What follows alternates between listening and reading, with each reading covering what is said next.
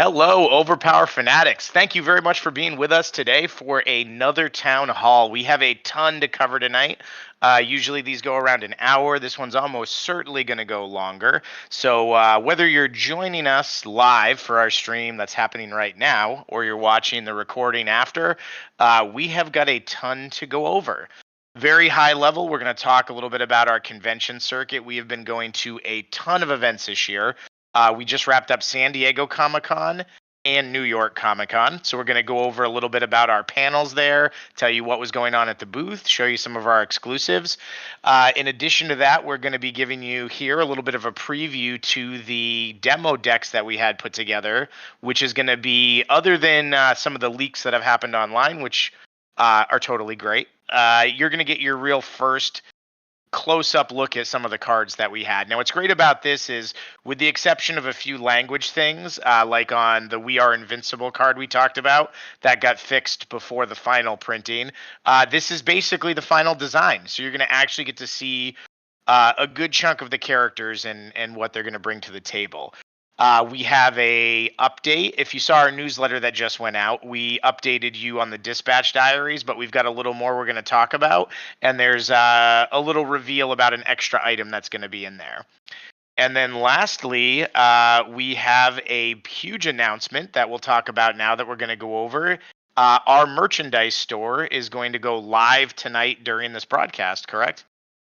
Yeah, so we're going to go through and show you our merchandise store that's going to have not only certain things you can buy that we'll go over, such as game products and accessories, it's also going to have some of our new merchandise that you can wear, such as t-shirts, ball caps, some different items there. So without further ado, let's kind of jump right in and let's chat a little bit about what we've been doing on the road. I know there's been a little bit of there's definitely been some people expressing on the Discord that it seemed a little quiet. That's really been us focused on breaking into new markets, going to a number of different conventions, and just getting the word out there as much as we can. And conventions don't really get any bigger than San Diego Comic-Con. This was our second San Diego Comic-Con. This was the first one where we had a booth. A lot of these things you have to get in over like a year and a half ahead of time. So we weren't able to have a booth at last year's Comic-Con in San Diego. But we did attend, we took meetings, made a lot of progress there. This was awesome. I mean, talk about a dream come true. Not only being an exhibitor, but we had a fantastic panel. Ron Peraza joined us. Always great to have Ron Peraza around. He's been great advising us on our advisory board, and he's been awesome at doing some of the press and, kind of putting a little more legitimacy into this being the real OverPower, which it now, I think we're sort of past that and it's become. So we also had some of our artists on the panel. So Philip Tan, who's done a lot of art. If you can see this Omni-Man here. There we go. We'll go to the wide shot. The Omni-Man hero, we were able to obtain the original art for. So you'll be able to get a close-up of that in a minute. Philip Tan, Casey Parsons, not Don. I'm mixing up the New York panels. Who were the other ones on the San Diego panel? It was Casey Parsons, John Lamb. Yep, John was there. Philip Tan. Yeah, we're spacing. Sorry, we had two different panels. So we'll talk about the New York Comic-Con panel as well, which had Don Aguila, Serge Acuna, and the great Adam Kubert. We'll have some fun pictures for that. But this was really fantastic. Oh yeah, Ito was with us. How can we forget? This was both of the panels that we did at both these conventions were to really celebrate the art. And we've been able to stick with the promise we made coming into this, which is every set we do, we're going to probably have the biggest line item expense for us is making so much original art. I can tell you the original World Legends set we know was counting foils was in the 500 range. We created somewhere in the ballpark of 360 images, maybe more, closer to 400. There was very few existing pieces of art. Skybound, we were able to use a little more art from the comics, but out of a set that I think is, let me peek here, 472 cards, we definitely made close to 300 original pieces. Everything you're seeing on the flanks here, that's a John Lamb. The red one kind of on the right, you can get a little image of, is a John Lamb Invincible. The Omni-Man one that I think a lot of you have seen from Philip Tan, we used as the common hero. But after we get through talking about the conventions, we're going to show you the slideshow that we did at the con. So you guys are going to get a great preview of some of that new art as well. The booth was also awesome. You can see our booth set up in the center picture here. One of the Costa twins joined us out there, which was fantastic. We had a great time. It's so great getting to meet fans. Even after now, we've been really public about this from the Kickstarter for a year and a half. And we're still getting multiple people every convention that come up to us and say, wait, OverPower, like the OverPower from the 90s? And that's just such a great feeling. I know, had I not been blessed enough to be involved with this whole process, that if I was walking through PAX East or something in Boston and I saw it, I would be as excited as these guys were. I would call all my friends. And so getting to do that, bring this back to them, is really just such a great feeling. And it's something you guys should feel great about too, because I've said this in every newsletter. None of this would be happening without the fans. The amount that you guys talk about the game, how active you are in the Discord, how much you're reposting things, do all of those things constantly, because people notice. Licensors notice. Licensors, when we go into these meetings, talk about how active and positive the community is. So you may not realize it, but you're making a difference in that. Here's just some great pictures from the San Diego Comic-Con booth you guys can enjoy. We're trying to grab fun ones with anyone that has a costume that's related to one of the properties coming up. But yeah, the great San Diego and New York were both just nonstop busy. You know, we got generally there's 2 rows of people, so we're running demos the whole time. We're talking to them about the upcoming products.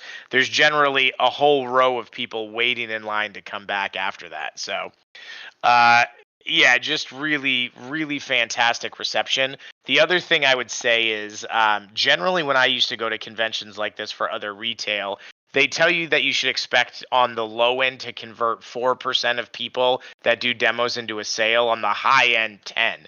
We're converting like 80% of the people that do demos at these things to buying starter decks or getting into it. And I think it's just a real testament to both how great the game is, but how unique the game is. You know, we have a game that I feel like when I was a Magic player, a lot of Magic players I used sort of scoffed at any other card game. And I don't know if it's the current environment, but Magic players seem to be loving this and how different it is and the different types of skills it brings to the table. So that's been really fantastic to get that kind of conversion. And we're seeing it too with people that jump in and are holding tournaments right away or requesting prize packs not long after we've initially taught them the game. So kudos to that. New York Comic Con. We've got some images from New York Comic Con as well. New York Comic Con was really a dream come true. I can't gush enough about getting to do a panel with Adam Kubert. That was really, you can see that all over if you look at the picture all the way on the right of your screen.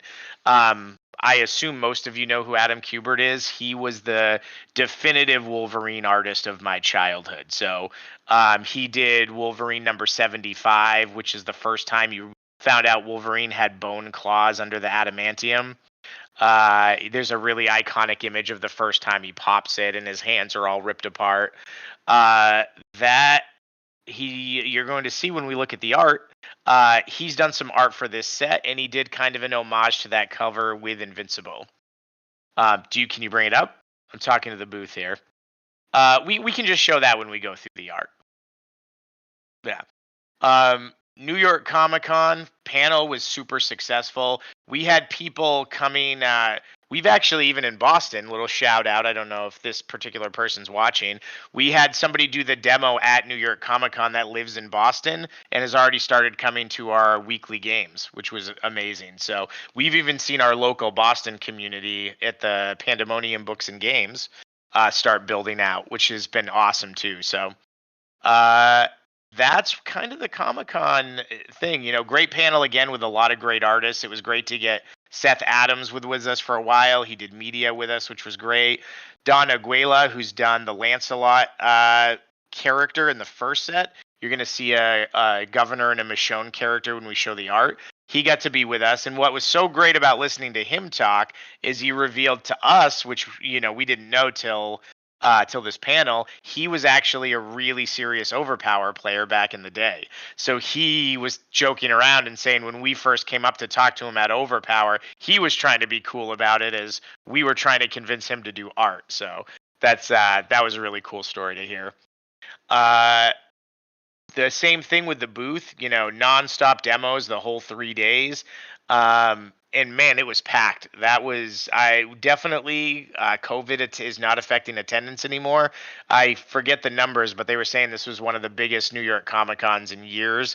It's definitely the biggest one since COVID. And we could tell just from last year, which was our very first con we ever did, to a year later doing this big one. So many more people. It was huge. It was 20 minutes just to walk from the booth out of the building if you wanted to get food or something. It was just shoulder to shoulder. There were lines just to get on the escalators. There were so many people trying to go up and down them. So, but it was awesome. So many great costumes, great reception, amazing people. I really love when people come back. They buy stuff day one. They'll go play it in their hotel room and then come buy a box of packs or something the next day. That's also a really great feeling because they get so excited about it once they try it. Moving on from New York Comic Con, though, those are just quick little briefings of how those went. Let's start talking about what we saw at New York Comic Con, which I'm sure everybody at this point has heard about our demo decks that we had printed. So we're going to go to our top-down camera, and we just kind of have a smattering of cards spread out here for you guys to take a peek at. But as you saw, we printed out what's going to be 2 of the starter decks. So what we have here, We Are the Walking Dead. You're going to have a starter deck with Rick, Michonne, Negan, and Alexandria. We Are Invincible is going to be Alan, Invincible, Omni-Man, and Rexplode is your reserve character. What you'll notice a few differences in some of these cards. What's great here is we've upgraded. So if we want to show you in close versions of the cards, we've got another little camera we can switch back and forth to. So this card over here to my right, for example, is one of Omni-Man's cards. It's a 6 combat attack. If it's successful, the character that gets hit with it can't use cards with a combat icon for remainder of battle. This was a great piece of art. This is actually one of the very first pieces we got done for the set. So this is Iguara drew this, one of our top tier colorists, as always. We did not put the colorist name on there, but I think it was Guiliano is the one that colored it. But yeah, just, we really tried to, we had a lot of fun combining what images were there. And we said, well, who can we really get away with showing Omni-Man being the most brutal to? We know Invincibles and Walking Dead are extremely bloody sets. We tried to keep it as PG as we could, but cards like this where he's fighting the Reanimen who are already dead, we took a little liberty there. But yeah, so these are the 2 starter decks. The designs are final. One thing that was talked about a lot on the stream was the We Are Invincible card. This is not the final wording. I know there was a lot of hemming and hawing about the 2-card lockout. This will be worded like the Korak 1 per deck is, where the attacks will shift to him, meaning if you lock him out, you can still attack someone else and shift them underneath it. One thing I wanted to talk about, though, as we get a peek for these cards, we can go back to the top-down view. So what we're going to be doing and we're announcing tonight, which I'm very excited about. This is one of the things I'm having the most fun with. We're creating scripts. We're going to start doing a series called a Character Spotlight. It's definitely inspired by video games that do these kind of things when they release new characters. And so from now until the launch of the set, we're going to be trying to get 1 to 2 videos out a week that are going to showcase each one of the characters and give the reveal for what their cards are. And so that's just going to be a really fun way for us to talk a little bit about the design, what we think the character's role is going to be in the game, what the intention was with the design. We're going to start to sort of make household phrases a little more common when we talk about what the characters do. For example, Rick Grimes is the first character. Let's put him over here in our little side camera. So Rick Grimes is the first character that we're doing the spotlight for. We're going to talk a lot about how Rick Grimes is a mid-ranged character, meaning a lot of what he's doing is balanced between both offense and defense. He's not a kind of character like a Starjammers who's going to have huge one-per-deck bombs, but he's also someone who is going to have some support abilities. And that's kind of apparent just from his inherent ability. Rick's teamwork card bonuses if he plays the Teamworker +1. Now, I don't want to give too much away, so you guys get some cool stuff when we reveal the actual rest of his cards, because you've seen 3 of them if you looked at the releases. But that inherent ability is going to come and play more with some of his other cards. Let's look at Rick's cards. If I have Rick's cards. Give me one quick second here. I'm just going to stand up and grab these because I misplaced them. One thing I just want to tout is how great, again, this art is. So if you want to just take a look, we can throw some on there. Even something just as simple as the One Energy. This is art by David Finch, who's doing all the covers of the Walking Dead deluxe editions where they're coloring the original run. So the interior art is still Chris Adler. They still show you the original covers. They color the interior pages, and then Finch is the new cover artist just to give you a different take on the characters. And I have to say, I love most everything that he does. You'll see we used, this is him, one of the basic universe cards, baseball bat. This is, obviously one of the rougher moments in the series where Negan's kind of still in control of everybody, and you can see it in Rick's face. He was a little broken for a minute before he kind of came to his senses and started the all-out war. Oh, did we miss that on the small? Hold on one second, guys. We're working on our new transition. So we've got the baseball bat here. That's the one I was just talking about. Yep. So just to give you an idea, this is more of Finch's art. It's fantastic. It just lends itself so well to OverPower. But then we got to do some cool stuff too. So this is actually a piece by Ryan Otley, but he drew Walking Dead instead. For those of you who may not be quite as into the art as I am, Otley is one of the main drawers and architects for the Invincible series. So getting his art on the 7 combat for Michonne was very cool. There's just a lot of great Michonne art. You'll be able to tell when we get to the main series that's the case. Let me just pick out a couple other ones that I really like how they came out. So I can't not show you the 8 combat card by Ito. So Ito oil painted this Battle Beast one. It looks a little dark on the camera. I can tell you that those red and whites and the detail and the contrast pop so much in person. It still looks amazing, but yeah, we're going to mess around with it maybe for a second, but what a great oil painting. I love, he did the little skulls at the bottom. This is basically just what we did at the panel. Was I just showed the art I thought was the coolest and then gushed over it. But let's talk a little bit about Rick, because some of you I know are here for mechanics. So Rick's, we included 4 cards for Rick in the starter deck. Most characters in this set are going to have 6 cards. We did include a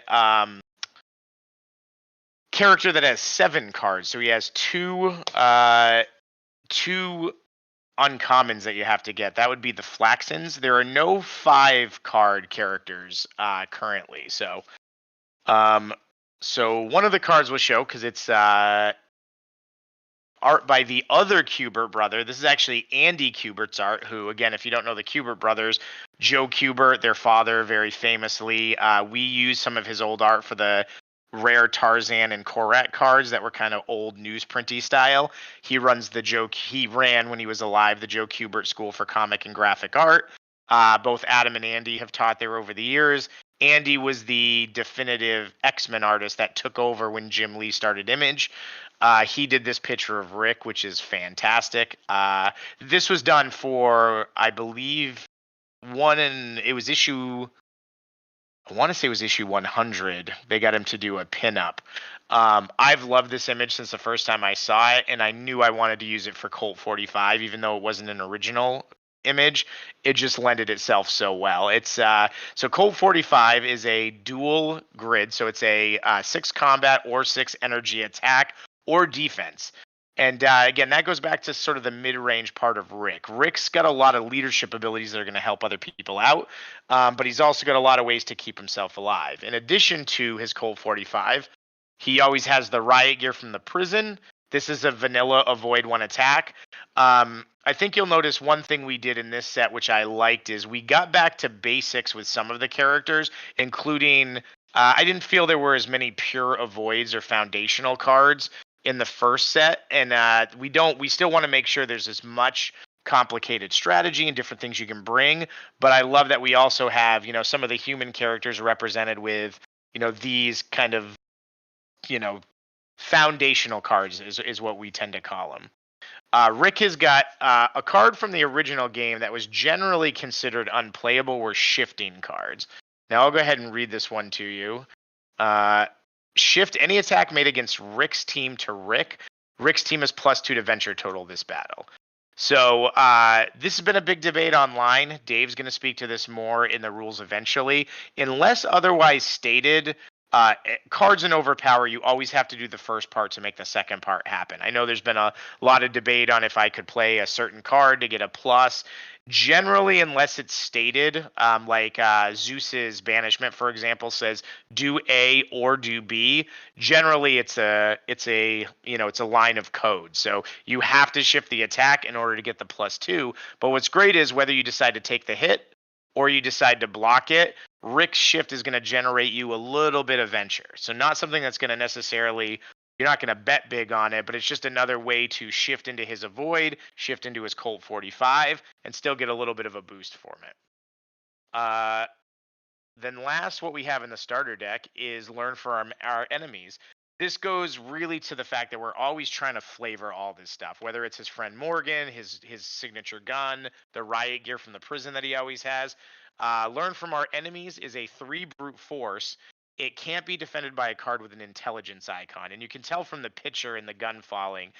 This is when Rick was getting a little bit darker. He would ask people to surrender. When they surrendered and put their guns down, he would still kill them. He had gotten pretty bitter near the end of the war with Negan. And that represents a little bit of the more brutal part of Rick's personality. And then Rick is still going to have probably his 2 best 1 per decks, which you guys are going to have to tune in when we publish the character spotlight. Hopefully within no more than a few weeks, we're going to start pumping those out. I'm not going to have time to go over every character. Does the booth have a chat log? Does anybody have a character they want to really go over their specials that they want to bring up in any of the chats? Alan the Alien is a fan favorite. So this is actually great because this lets us talk about our design theory for this. So everything for Invincible in this first set is based around the first 2 seasons. So while Alan, if you watch the show, I don't want to give away too many spoilers, but I will talk up to season 3. Alan finds out that when he has a near-death experience, when he recovers, he gets a huge, significant power boost. So we see after Viltrumites nearly beat him to death in season 2, when he comes back, he's much more powerful. So we are representing when we first meet Alan. Alan's coming to Earth. He's evaluating a bunch of different species to see if they can join the coalition and be of any help against the Viltrumites. And that's represented a little bit in how he plays. So he starts off as a 17-point character. We listened to the community. We tried to make sure there were still some more inexpensive options that gave you creative choice. He's a 1-4-6-3. Alan's cards are so we gave him one card we always liked from the old game.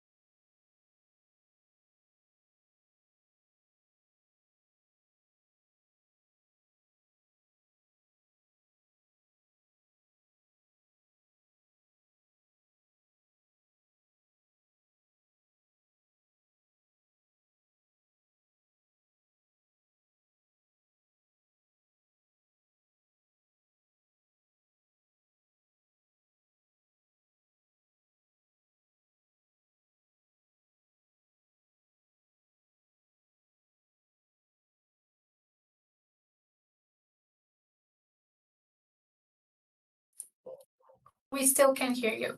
No.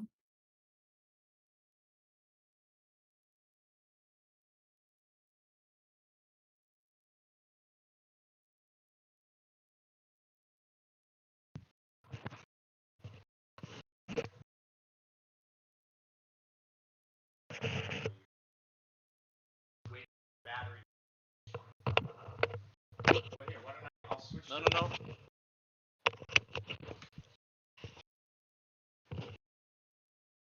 I got it. That's great. All right. I'm back. I see the thing. We have power. Now it's working. Yeah, all Uh, good. I'm sure, Letty, you explained how these cards interact while I was gone, right? Oh yeah, they heard it all. Great. So, friendly manipulation. If you've watched later, Alan lets himself get captured so he can try to get Omni-Man to join the team and join the coalition. This is a level 6 intellect power card. Can be used to attack or defend, but as you'll see, you can combo that with Savior of His People. You can defend with it, use Savior of His People, bounce it back into your hand, and that's in addition to the regular power cards you can use to do that as well. So just a little way to give a 17 character a little bit of extra team defense and do something interesting. Alan also has to be a little offensive. He is a fighter. We represent when he's first starting to come back from with Thaddeus at the coalition. Coalition. He, what we call a JW, referencing the original codes that the cards had. Acts as a level 3 intelligence attack, can't be defended by a special card. He can make a power card follow up that also can't be defended by a special card. That would allow you to follow up with his special because cards that have a requirement like that played offensively don't check until it leaves the astral plane. So he could play this 6 as an additional attack. It would not be able to be avoided, or just a standard power card of any type. We've only seen 2 characters get that type of card. I don't believe we have one in Top Cow. Don't quote me on that, but yeah. So that's another thing we're trying to do is we're trying to come up with enough original mechanics that when somebody does something interesting, we don't just give it to 10 different people. Like one thing you're going to notice is weighing of the heart on Anubis is a great example. That's the penance stare card that Ghost Rider had. Growing up playing the game, I loved that Ghost Rider had this unique, just insanely powerful mechanic to represent the coolest thing he does in the comics, the penance stare. Then when they started to give it to random people, I felt like it sort of took away from that. So that's something that we're very actively trying to keep unique effects like that on characters where it's really flavorful. And then the last card, the one that people seem to be the most excited about for Alan the Alien, let me lift up this pile here, was going to be his evaluation officer. Let me throw that in there. And this is the main thing that Alan's doing in the first few seasons. He's going to different planets and he's testing people. He's trying to see if there's superpowered beings that could maybe stand up to a Viltrumite. This is an effect we haven't really had quite the same way in Overpower before. It's a what Magic calls a tutor effect, getting to look through your deck for a certain type of card. Now, Alan's card lets him look for a teammate special card. It can be a 1 per deck, but the trade-off for him being a 17-point character is you do have to reveal it. So if you go get, for example, some huge card that's going to like swing the whole game in your favor and you show it to somebody, they still have the option to concede. However, there's a lot of great effects with non-1 per decks that somebody might not want to run away, but it could get you a piece of defense. It could get you something that's like going to create more of that pressure. So that's going to be a really fun card. The only time we've seen this kind of an effect before is in Legacy. A lot of people would build decks using characters like Banshee or Ghost Rider on a deck, or the Inhumans, which then would allow them to go get a character specific cards. This is the first time we're giving it to a character who can simply play it as a main deck card. And since we're not doing battle sites in the new set, that's going to allow you to do a little bit of that effect and control a little more when and how you get to your specials. All right, I'll do one last character, and then we'll have stuff we got to move on. Who else do we want to see? Do Invincible? Is that what they're saying?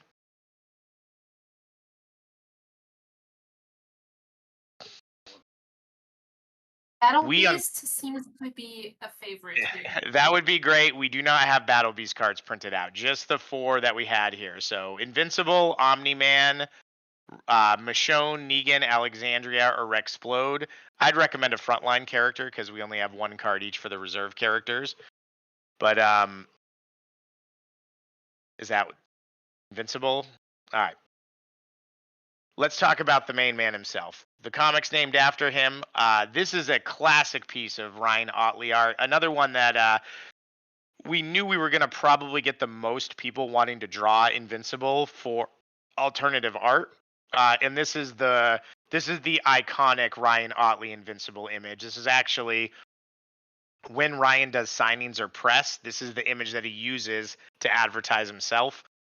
Which is the first time I saw it in a format where I knew it would work well on a card. So this is your common version of Invincible. Again, this is Invincible when you first meet him, pretty much to the end of season 1, like not even really that far into season 2. He doesn't have his blue suit yet. He hasn't really leveled up his strength yet, so he's still going to be a 7 brute force.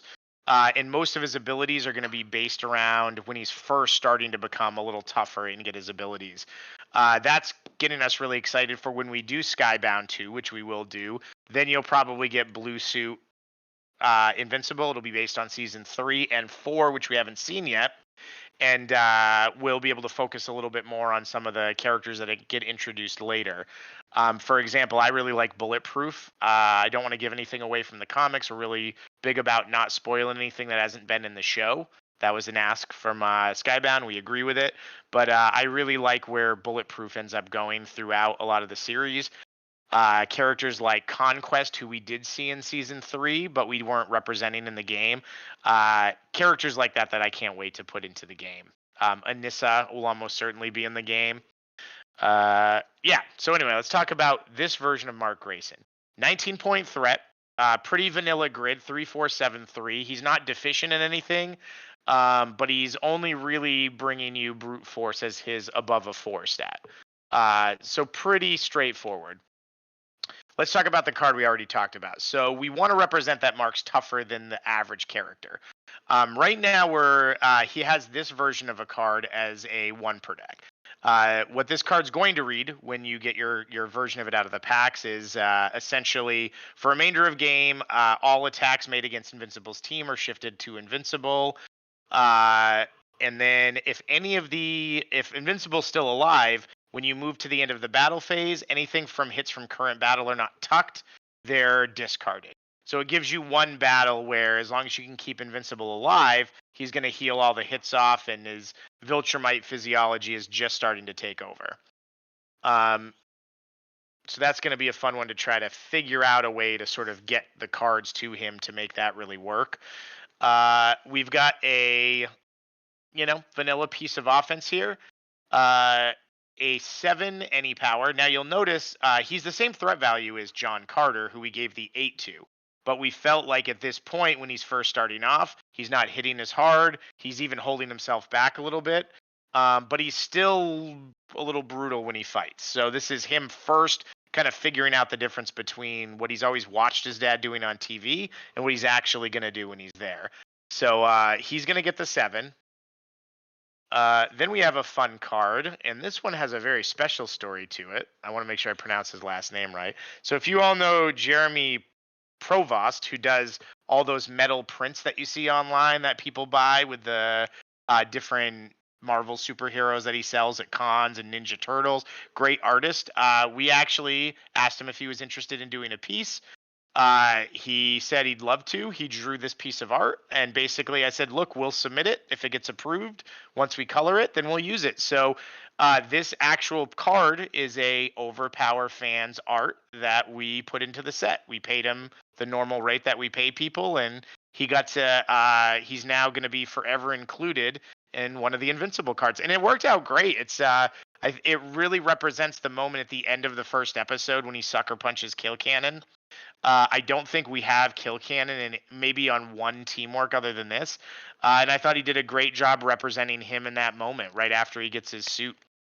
Or or maybe it was episode two when he hits him. But anyway, this card's really cool. So the idea is he's flying in and hitting someone before they've started to fight to take a chunk out of them. It's a 3 full multi, always powerful, especially we are being a little more conservative with how many full multis or half multis we give out. But it has a little ability that if it hits a character that doesn't have any hits on their record yet, current or permanent, then the opponent has to discard a card. So we thought it was cool to, a lot of times you just want to put all of your damage on a single character. We thought it'd be fun to create a mechanic where it's a really good spectrum card, but it incentivizes you also to attack another target. So there's a lot of times where the card can be placed or in hand. There's a lot of times we're going to put that card in place on a different character to force a bigger block or to pressure a one per deck that's not defensive, forcing them to suboptimally block. And then this is a piece of defense that we really like. It combos very well with I am invincible on that turn, but you'll notice it only has a shield icon. So it is a 5 combat defense, but it's +1 for every hit on his record. Again, both permanent or current battle. So it starts as a 5 or less avoid for the whole team, but as he takes a hit or two, he digs deeper, and Mark goes out there and he saves more people and he fights even harder. So this was like a really fun way. We felt like if there was going to be a character that got some team defense at a lower level, this was a great way to do it. It's a little akin to the Three Musketeers 5 any power, except that it's damage that pumps it up instead of being behind on missions. And then if you did see, I will spoil it because we did reveal it in the newsletter. Invincible has 2 other cards, but his other card, which I don't have the image up for, but it's a 10 brute force attack. But then Invincible is -2 to all actions for the rest of the battle while it's a hit on their current record. And it's supposed to be representing when he goes crazy and is just punching someone, but he's not really protecting himself. A level 10 attack with a small negative is pretty good for a 19-point character. We haven't really been giving a lot of, like, I think the only other person that had a vanilla 10 was Captain Nemo, and he's much more than 19, right? He's 21. I sometimes forget after we tweaked him. I think he ended up at 20. And then there's even one more card for him. It's not a 1 per deck, but it's a good foundational card that combos with one of the home bases. So that's great. I mean, other stuff we'll just throw on real quick. The Omni-Man card here that we've all seen. We'll go back to the small cam. Again, that's that Philip Tan art. Omni-Man, we really wanted to represent a threat that you're going to have to deal with, or he's going to be a nightmare in the end game. He's 23 points. He's the max. He's the big bad guy in the set. 3, 6, 8, 5. And he's got a sick inherent ability. I'm really excited. It's simply may not be spectrum KO'd. You're not getting, an ally and a 1 and something else through and knock an Omni-Man out. You're going to have to fight the fight. I'm really excited to see what that brings to the table.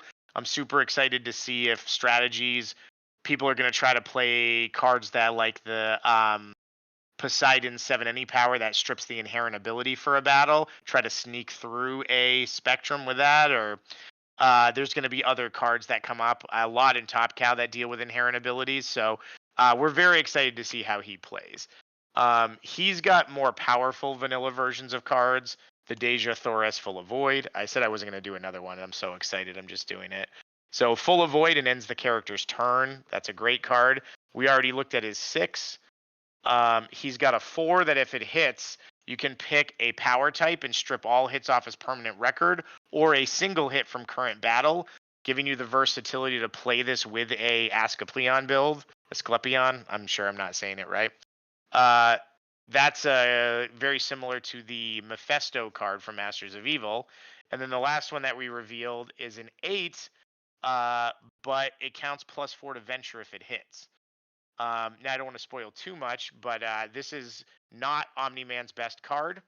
Omni-Man has another large attack, and he's got 2 other really fun cards. But he's a little akin to a 23.8 rank Bishop, if you remember Bishop from the first set.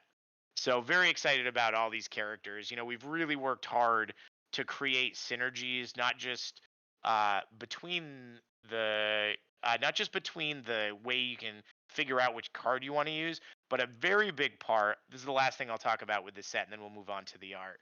A big thing we did, if you notice here, we'll put Michonne over here. You can check out her character card. You'll notice that Michonne's inherent ability changed. We wanted to represent the way that the Walking Dead characters, like Michonne's not going to go out with a sword and chop Omni-Man apart. It's not going to do any damage to him. But she's going to be able to go out there and do things that impact the battlefield enough that she can complete a mission or win in the way that OverPower sort of represents characters that are weaker. What we did with a lot of the Walking Dead characters, everything they do to survive in this apocalypse is built off the way they work together as a team or the different allies that they decide to team up with. You'll notice the inherent ability for Michonne is her combat grid is 8 if she starts the team with Rick Grimes and the Alexandria community on her team. You remember when the governor was holding people hostage, or many times, if she can get other people to distract the opponent, she's a lot deadlier and she goes in and can wreck a ton of people. So definitely really excited about Michonne. But I also want to talk a little bit about this because this got brought up. There's 3 communities that are represented in the Walking Dead set. We have Alexandria, we have the Hilltop, we have the Kingdom, and then I guess technically it's the Saviors is the 4th one. We didn't name it after their base, the Sanctuary, because it's more about each of these is really about the community of characters. Alexandria has fantastic characters like Aaron, who are fan favorites, especially who had a much bigger role in the show. The Hilltop has Jesus Monroe. Even earlier, there's cards that represent don't work very well together when we design the Hilltop, where one of them is when Gregory is more in charge. One of them combos with Maggie when she's taken over the community. But again, we wanted to really represent if they're with their community, they're stronger. If we have these characters that we want in the game that aren't necessarily going to be the most popular as a full character, that we're still representing the full Walking Dead universe and the flavor that they bring. And I feel like doing them as a base allowed us to do some really cool mechanics too. So that I think is all we're going to do for going through the cards. I don't want to be here all night. We're already about 50 minutes in. But what I do want to show you is the art that we previewed at both San Diego Comic-Con and New York Comic-Con. I think we just have the New York Comic-Con slideshow, but we're going to show you guys. You're going to get a sneak peek here at some of the art you've already seen, a few pieces, but also some of the rare versions of characters by some of the big name artists. But let's just jump into it, and we're going to go through. So this is the art of the OverPower card game, coffee table book pending. Right off, we're going to start with a banger right off the bat, which you just saw the Michonne hero. This is an ultra rare that we're going to have in the set. This is Philip Tan's version of Michonne, original piece of art, and I just can't say enough good things. Absolutely one of my favorite pieces so far in the set. One of my favorite pieces all time of OverPower. I love how he made the reflection of the walker's mouth over her mouth. The look in the eyes, everything just is so accurately Michonne.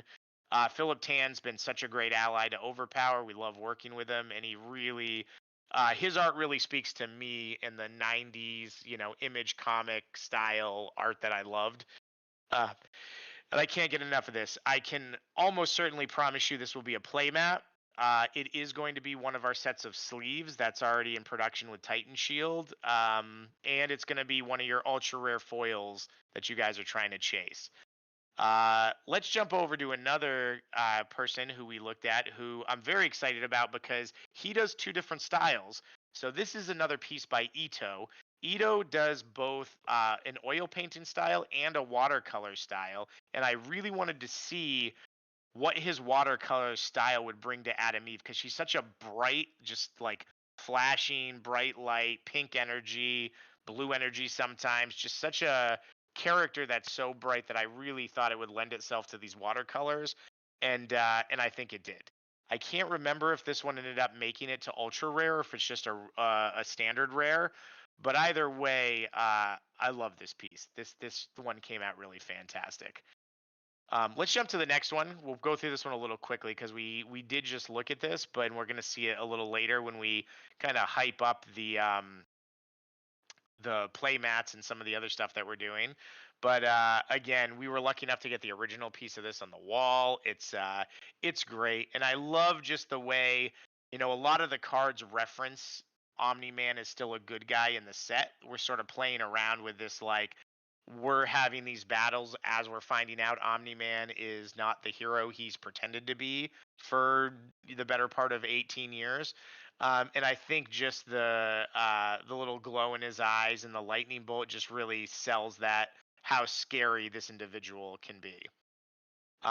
Next, you're gonna recognize this name. I've already went and talked about him a lot, but let's get a look at that piece we talked about.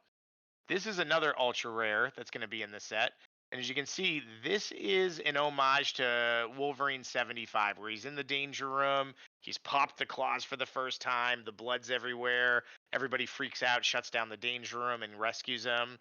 And, I talked a lot about this in the panel, but what I love about Kubert's art, and I always have, is he's so great with communicating the emotion of what's going on. This is a very detailed piece. There's rubble, there's holes in the wall. We can imagine what kind of a fight it's been, but you're just drawn to that face and that pain. And it's the art that really captures what Mark goes through. We've seen Mark fight Anissa, fight his father, fight Conquest, fight so many of these battles where it just is traumatizing him and wearing on him. And Kubert just does such a great job with the emotion of this piece.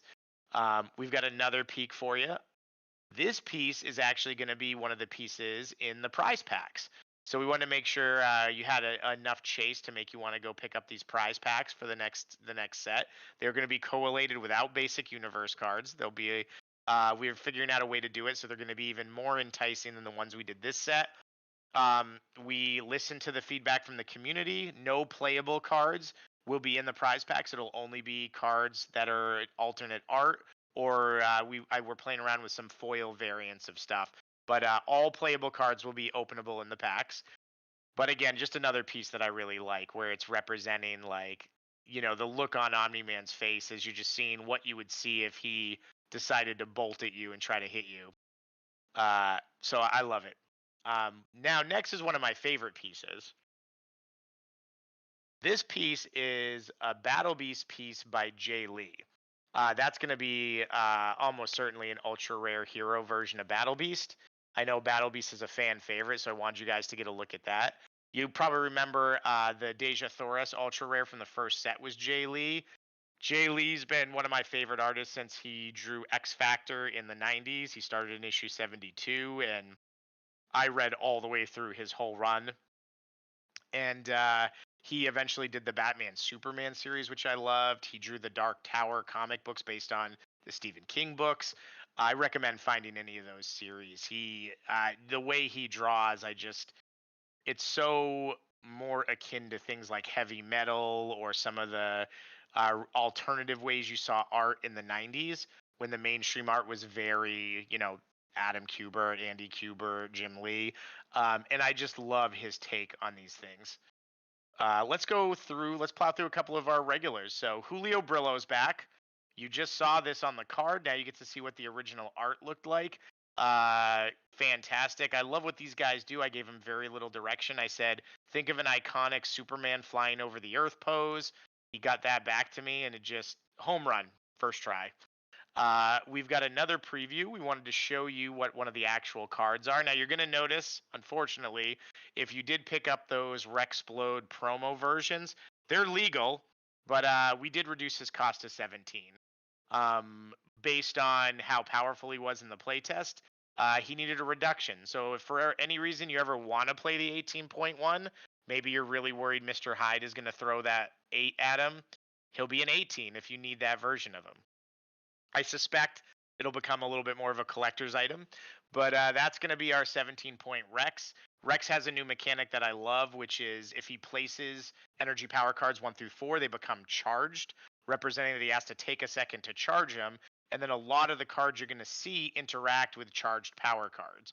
A combined attack that can combine with a charged power card, or cards that juice up as charged power cards. But that just gives you an example of kind of a final form of what one of the cards is going to look like.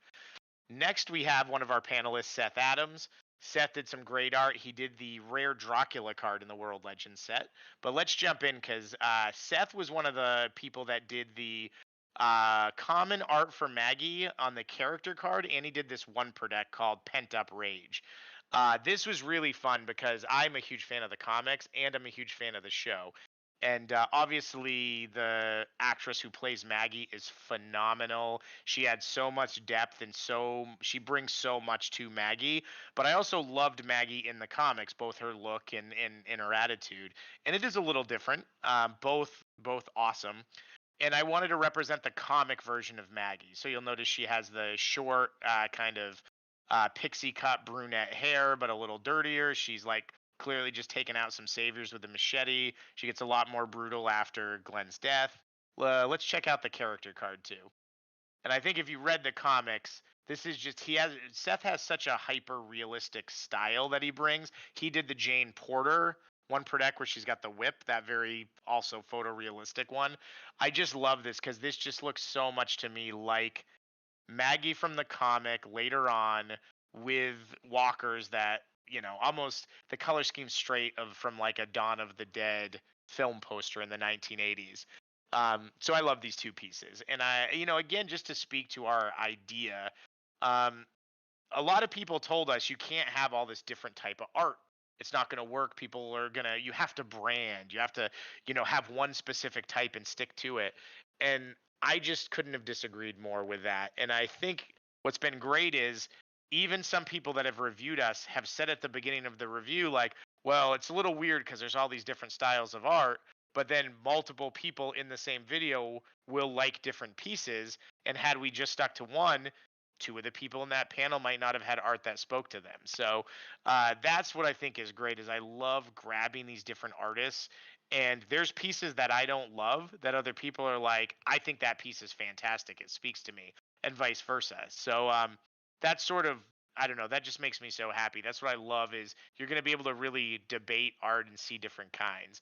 Seth's got another piece. He did our rare Alexandria card, and kind of the same idea. He just really captures this like peaceful moment in Alexandria, the iconic windmill.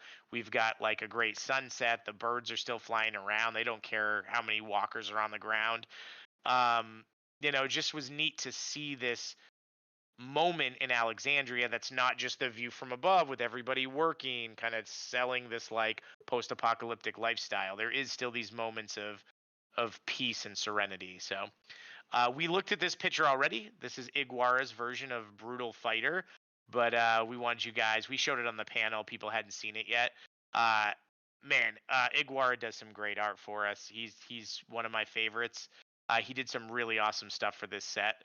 But let's get you to another piece that I don't think we've spoiled, and this is a character that's going to be in the starter deck Limitless Possibilities. Fan favorite Robot. I will tell you, Robot is an 8 intelligence.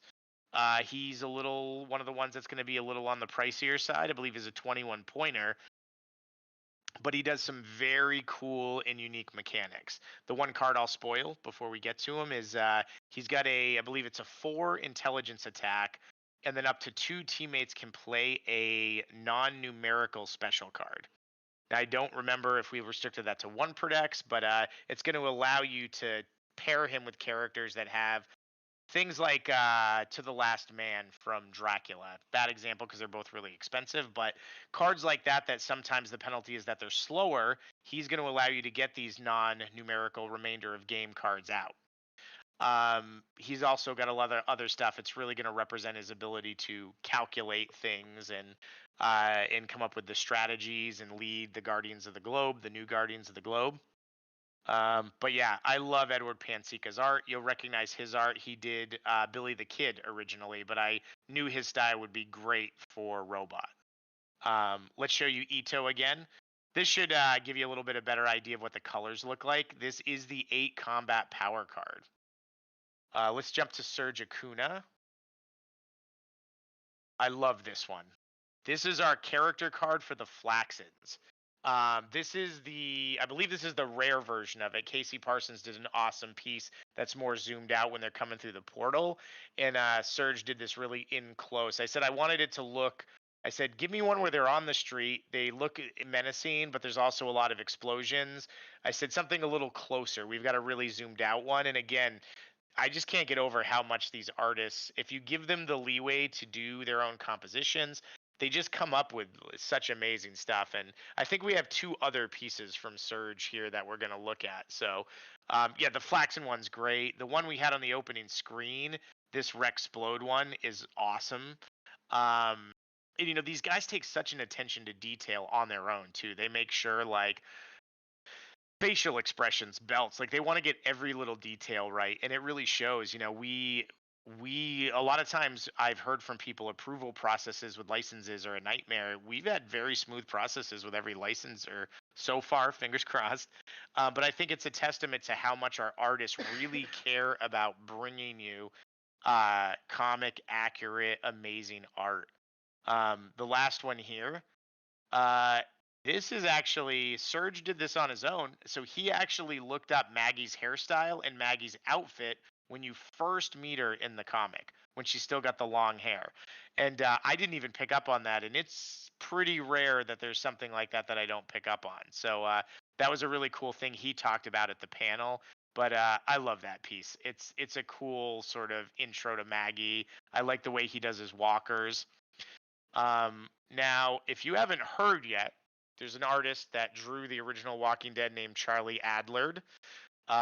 We were lucky enough to get Charlie Adler to team up with us on this, and for the first time since he drew The Walking Dead, let's jump over.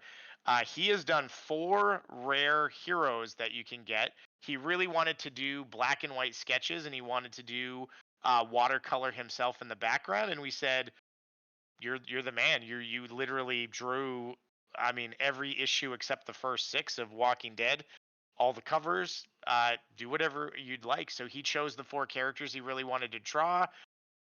He's got some later versions of them and earlier versions of them.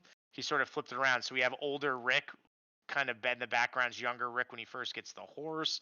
We've got what looks to be a younger Negan, a later Negan when he's more mourning Lucille, his actual wife, a newer Michonne. When we meet Michonne in the background, she's got her walker camouflage, something represented in the cards. And then you can't really have the governor without him in the riot gear on top of the tank, which is kind of the most iconic slash brutal moment in the series. And then we have the younger comic book version of him before he meets a brutal day against Michonne, and she takes out his eye with a spoon. It's a lot more brutal than that, but we'll just leave it at that. So I'm really excited that we were able to get Charlie Adler to do original Walking Dead art that you're not going to see anywhere except here. Let's look at another John Lamb piece. John Lamb, one of the hottest guys in comics right now. We tried to get him for the first set, his schedule didn't allow it, but we were able to get him for the second set. Look at that. Like, I can just hear J.K. Simmons' voice when I look at this. He's so good as the voice of Omni-Man. I love him as an actor. He still terrifies me from seeing him in Oz for the first time. He terrifies me now as Omni-Man. He terrifies me as the teacher in Whiplash. But this picture just communicates that emotion so well, of first season psychotically angry Omni-Man that just like is yelling at Mark, listen, you're not getting it. I love it. We've got some art now by Don Aguila, and I think we're getting to the end of this. We got a few other things we'll talk about, but Don, who did the original Lancelot drawing, did this pretty cool, I jokingly call it the Snake Plissken version of the governor. About the best the governor's ever looked, I think, after getting all the stuff done to him. But it's a very cool piece of art. I love what he's done. He's got that very cool, I actually am not enough of a gun guy to know what that gun is, but it reminds me of what the guy uses in Die Hard when he's hunting Bruce Willis down. Great picture. I love the kind of action in the back. We've got the Woodbury water tower and guys on the roof clearing out the walkers. very cool. And I like that he chose to do kind of close-ups on both of these too. Um, I think there's sort of people tend to always draw about the same proportions when they do the character cards, generally like just above the knees up, which is cool, but kind of the standard. So I think it's fun to have some different variants. His next one, he did this very cool version of Michonne. I love this one too. This is really reminiscent of a lot of the times we see her early on when she's gets in a jam and she's out in the field and has to deal with a bunch of walkers. So, what a great piece! And like I said, it was cool, very cool to hear that Don was an overpower player in his youth, and giving someone else the opportunity to create art for it feels very, very cool. Fan favorite among the people who've seen it, which is the mostly just LRG people and the playtesters. But this is Francisco Mana's version of Duplicate. This is the rare Duplicate. He's got a little bit more of not, I wouldn't say an anime style, but definitely anime influenced here. And I just think this piece sells Duplicate like exactly what she's gonna do in the show and in the game. Make a million copies of things and kind of gum up the board. I love that piece. So the other thing we did, and I think we've talked about this, we had two other properties that we included. One property is called Birthright. I'll keep plugging it. It's a 12 graphic novel mini series. It was out originally in issues. I highly recommend picking up the graphic novels. It tells a full arc. It doesn't just end. It's got a very satisfying ending, a lot of twists and turns. It's the story of a young kid who disappears and his father's blamed. Everyone thinks the father killed him. They can't find the body, and the son shows up a year later as a mid-30s man who's jacked and has all kinds of these like magical weapons and is basically says, I was raised as the chosen one in this other world, and I've come back here now that I've like won everything to try to like help Earth. Come to find out, a little spoiler for the end of the very first issue, he lost and he's got kind of a little bit under the influence of the guy who wants him to open the door so they can invade Earth. We were able to get Andre Bresson, the original artist and the original colorist from that book, to do original art versions of their characters for this set. So this is God Lore King, or sorry, God King Lore, and this is the character directly from the books. You literally can put a page of the book next to this and it looks exactly the same, but it's an original image that only exists for us. He also did the Nevermind special for this character, but it was such a treat to get to take a book that I only discovered a few years ago and work with these guys to create images that we felt encapsulated the character and work with the colorist so it has the same hues and the same tones. And they were both loved it. Andre actually stopped by the booth at New York Comic Con. We got to shake his hand, show him a little bit of what's coming up. So that was fantastic. Is there any more art, or was that the last piece? Well, there you go, guys. So that was the panel. You get to see. There's so much more art I want to show you. But we've got some other stuff to cover. So let me just check what we're talking about next here. The regionals are next.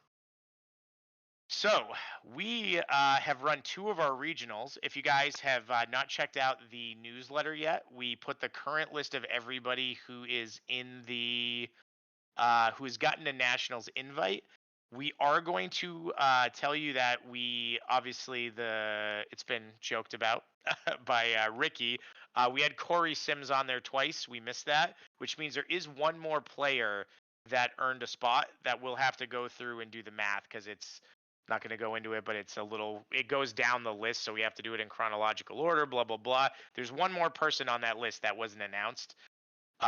Thank you for being good sports about the spellings of the names. I know we were pulling that list together quickly from the different things people had reported from, and yeah, we'll make sure we get those corrected. So Corey, I know we put your name on there twice and did not spell it right either time, but we'll make sure we get it right the next time. Cory. I got it. We got it now. Yes, the booth saying that's correct. So. But yeah, we've got a pretty great list going so far, and we're very excited about that. We're very excited about our upcoming regional in Toronto this weekend. This weekend, right? Yes, this weekend. I know. I've just got to make sure. I just got to make sure. Um, so the one this weekend is the Toronto one. It's going to be at 401 Games in Canada. Check it out. Plenty of spaces left. We are super happy to be able to bring this to that Canadian community, and we hope we see a lot of the Canadian players there. Very excited about it. We also want to plug the last regional, which is going to be held at PAX Unplugged, the big board game gaming convention. Now, one thing I do want to say about this, I checked today. There are plenty of Saturday only passes, but that's gonna sell out, and it's probably gonna sell out within a few weeks. So if you guys want to go on just Saturday, I would say get your ticket now and plan it now. If anybody's worried about price, the Saturday ticket alone is $50. We are not charging for the event. So once you buy that $50 ticket, you're into the event for the entire day. In between rounds, you can walk the expo floor, you can check out the exhibits. I go to PAX Unplugged every year. It is my favorite convention of the year. I'll be honest. It's everything is if you've been to PAX East or PAX West, those have a focus on video game. Unplugged is all tabletop. CCGs, board games, Dungeons and Dragons. I honestly recommend if you're interested in the tournament, plan the weekend, get yourself the 3-day pass and do Friday, Saturday, Sunday. You're going to be tied up most of Saturday anyway. So that would give you Friday to really check out all the different games. You get to just demo games and play games all day. Everybody's really nice. I highly recommend PAX Unplugged. It's as good as it gets for people who like tabletop gaming. So that's my recommendation but don't think you can just wait till the last minute and jump in. You might be able to, but you're probably going to pay an arm and a leg for a bootleg ticket if you try to wait to the week before. So sign up for the event, get your Saturday pass, and just be ready for that. And we've already got a decent amount of people signed up, so you know it's going to be a good event. All right. Next, we are going to talk about. Are we talking about the fulfillment next? I think. Yeah. So we showed that. So that's that's where we're going to be. Oh, we are going to have some PAX exclusives. So this is rounding out this year's. This is our last show of the year. So we will have the 7 Power that we've given out at all of our events. Additionally, this is going to be. We just sent it in for approval. I don't see why it wouldn't be approved since it's our common character card. But this should be the exclusive playmat that we're offering to buy at PAX Unplugged. I probably shouldn't say exclusive because this is also going to be one of the playmats that's available in the stores. So you're just getting getting it early. But for now, I think we're calling them exclusives. I don't know. I don't know what the rules are. So this one, for transparency, will be available later, but probably not till February or later than that. So very excited. That's going to be my playmat for a while. But I also want to show you so far our 2025 convention limited edition playmats. So I think everybody's seen these, but we had 2 Cyberforce playmats that we did this time. So we had the very cool 1990s Mark Silvestri art that we repurposed and used for a playmat that looks great.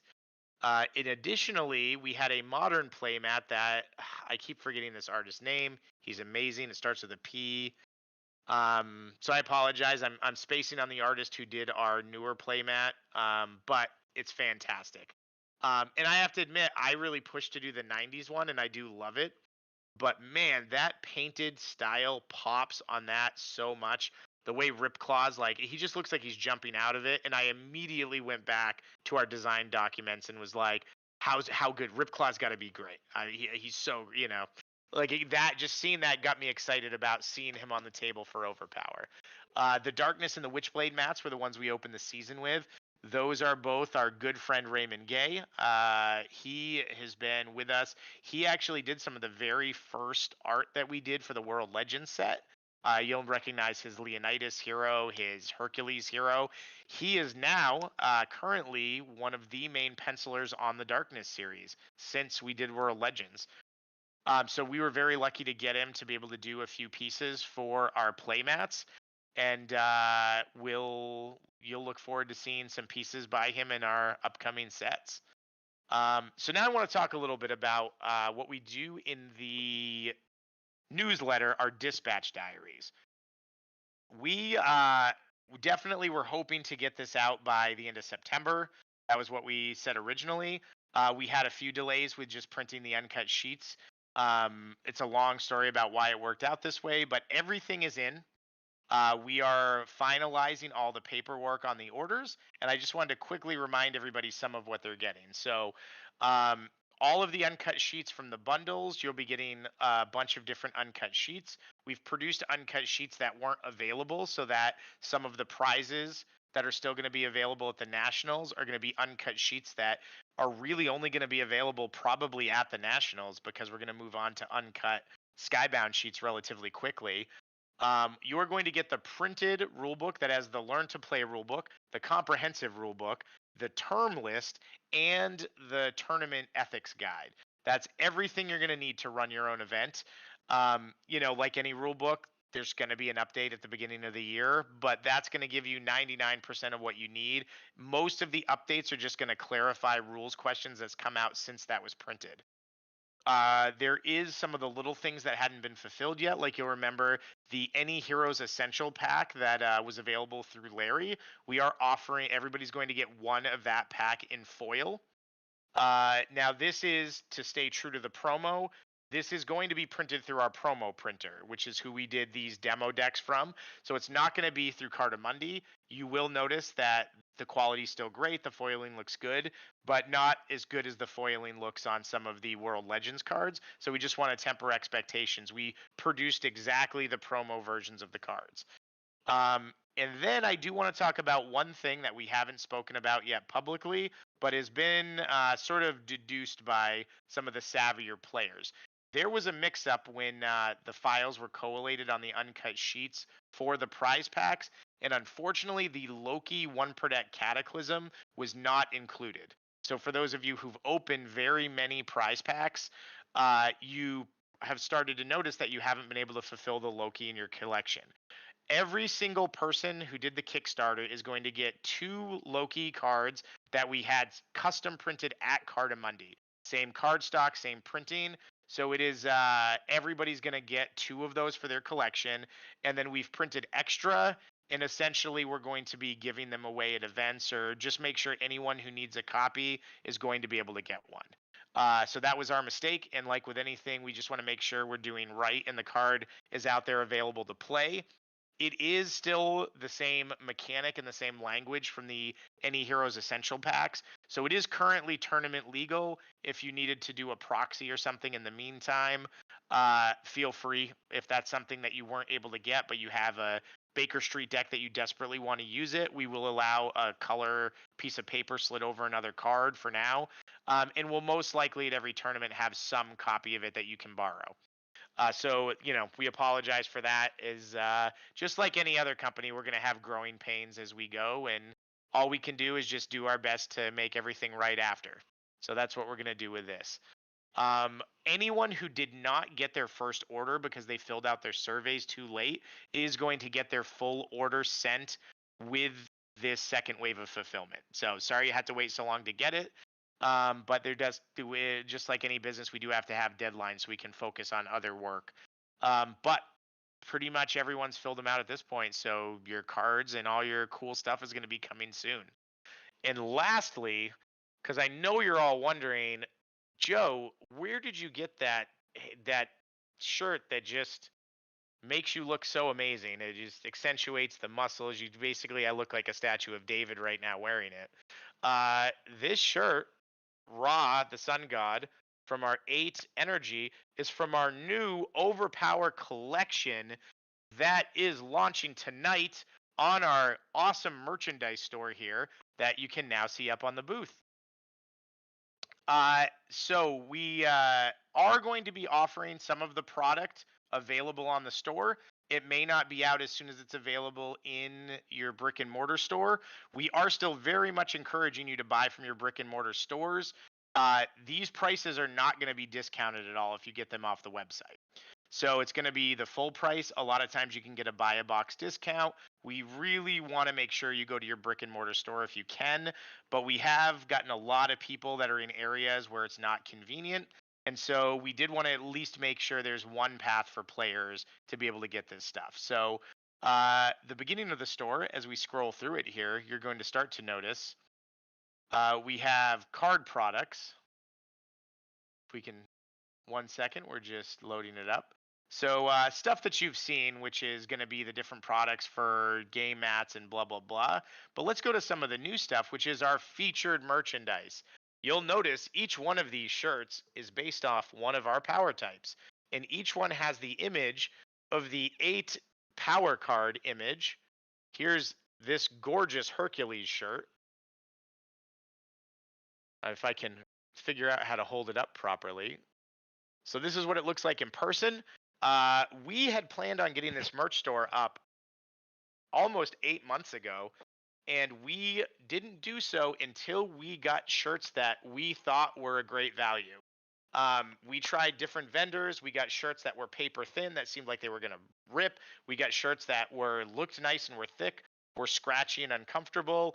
I'm very particular. I wanted a shirt that fit me well, had a good cut, had a very thick material, so it was soft and had a nice blend, and still had made the art on it look very cool.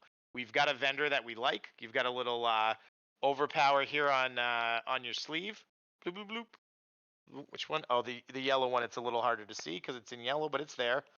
And then whatever power type your shirt's representing, you've got your power type symbol on the opposite shoulder. And then you've got a little OP on the back of the neck. So we've got one. We can kind of click through, but check out our Spartan one. If we click on the red, are we able to do that? This one we're actually looking at it, but you can see we've got our Leonidas image from the 8 power card. It looks awesome. That one's really cool. I like that one a lot. And then if we click back, I'm gonna. Oh yeah, this just shows you all the different models that we hired for our photo shoots to do all these shots. And then let's look at the blue one, because the blue one, I got to show the blue one off too. So I'm always gonna gush over Philip Tan. He did this piece of Moriarty art with the Grim Reaper behind him, which I just was such a fun thing considering the impact the Grim Reaper has on the modern environment. But we have more. It's not just 4 t-shirts. This is just what we're starting off with. We have hoodies. We have polo shirts. If you've visited any of our booths and seen our awesome polo shirts, those are available. We've done multiple iterations of the hats till we got ones that we thought were great. We've got just your simple gray shirts with the OverPower logo on it in t-shirt form. Black hoodies, blue hoodies. The what? Oh, and we have sizes. Yeah, we have oversized t-shirts. We'll have the size that fits you, or if you like them bigger, which is, I think, what I'm not a fashion guy. So we have oversized shirts, whatever the appeal of that is. And then there's one more thing. Scroll down. Oh, we just have the white t-shirt. Now, the great thing about this is twofold. We are going to be continually adding stuff. This is just what we're launching with, but this is also partially why the ambassador program has been so delayed, because we were waiting until the things that you could get with your PowerPoints. We wanted to make sure we had all of the good quality shirts, the good quality products. And so this stuff isn't going to be something you buy and wear twice and wash, and the stuff comes off the front. I've had this was probably 3 months when we found the t-shirt we liked, and I've been wearing it pretty regularly. I've traveled with it because I wanted to see how it held up, and it looks and feels just like the first time I wore it. So we're going to eventually most likely be doing game carriers. The playmats will be on here. That is something that we did want to say. I know there's been a lot of people who've seemed annoyed that they didn't have access to getting the playmats if they didn't come to the cons. We are going to be putting up, if there's any con playmats that don't sell, We will be putting the rest of the stock on the site eventually. So we'll make a big announcement and you'll have time to go on there and buy up whatever we don't move at the conventions. It's going to be a long time after because, for example, with the Darkness one, we want to have it at the convention for the whole year. But eventually, if you love that playmat, you should have a shot to get it. If they're incredibly popular, kind of like the Darkness one has been, that one's been our most popular. We'll even consider doing another run of them so you can pick them up later. So just, the exclusivity is more, you're getting it a year ahead of time at the con. And the price is a little cheaper when you get it at the con as well. But that's our merch store. We're very, very excited about the merch store. Trying to see, I don't think I left anything out, but yeah, we have the same idea with the accessories and the clothing, any merchandise. We don't ever want to put a cheap product out. I'm going to be honest, partially, you're probably not going to see binders or you won't see binders or the type of deck boxes that we did for the Skybound set yet. They're fine. I'm using my World Legends deck boxes. I don't love the quality. They didn't turn out as well as I was hoping they did. And until we find a vendor that we're happy with, which is a step up in quality, we don't want to sell you something cheap just to try to sell you something. That's never going to be what we do at LRG. You can buy anything that we put up knowing that we're bringing you the best value that we can for the fans. We want the experience to always be something that when you get it, you say, wow, I got something this great for that price. Awesome. That's our goal. So I think with anything that we have at the merch store, you guys are going to be really happy with it. So I guess with that, was there anything else you wanted to show? Getting a little bit of a word from the booth here. Oh yeah. So as always, we should plug both of our partners that we couldn't have done either one of these sets without. Joe Prado Studio. Joe is become a great ally for OverPower. We showed some of his art today. Iguara, Julio Brilla, Elton Thomaside did a lot of art. Dan HDR, the Edward Pansica, and Wilton Santos. Wilton was only able to do a couple of pieces for this set, which was a bummer because his Mina art is some of my favorite from the first set. But it's just shows how quality these artists are, that they're so busy with monthly books that they can't always jump in and do as much as they want to do. And Wilton was very bummed he wasn't able to bring more OverPower art to us. But he has a few pieces in there. He did the Kingdom Common Hero card, which is really cool. And he's going to do a piece, I believe, for the prize packs, if it works out for Skybound. And we also can't shout out enough to Annabelle Kirby. If you guys are looking for commissions, if you're doing any kind of project where you need, some of the best artists in the business, you got to reach out to Kirby Comics Studios. Annabelle's amazing to work with. A lot of the artists that we had on the panel, we got through her. So Seth Adams, Don Aguila, Serge Acuna, Francisco Mana, who did that Flaxen's piece. Jimbo, who did the Hyde piece that's up here. I mean, so many of these. You can see the Wicked Witch piece behind me, the Victor Faro Zeus. This is the original art we've been collecting. It's safe to say at some point, some of the original art will be up for prizes. We haven't picked which pieces yet, but we got to figure out which ones we're not going to cry if we give away forever because we're so in love with all of them. You'll notice the Casey Parsons Cthulhu, who, if you watch the live stream of Valhalla, which occurred just last weekend, this version of the character was on Phil Keffer's finals deck in the reserve spot. And there's the original piece of art that Casey did, which is awesome. Yeah, so that is big shout out to Annabelle Kirby, Joe Prado. You guys are the best. All right, let me take a look at my list here that I'm being handed from the side. What do we got over there? Yeah, you guys want to see a couple of... Ronald over here is going to grab me an original piece or two, but Ronald, I'm supposed to read these?